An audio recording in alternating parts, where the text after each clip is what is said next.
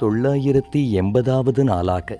கருணை கரங்கள் அறக்கட்டளையின் சார்பாக அன்பும்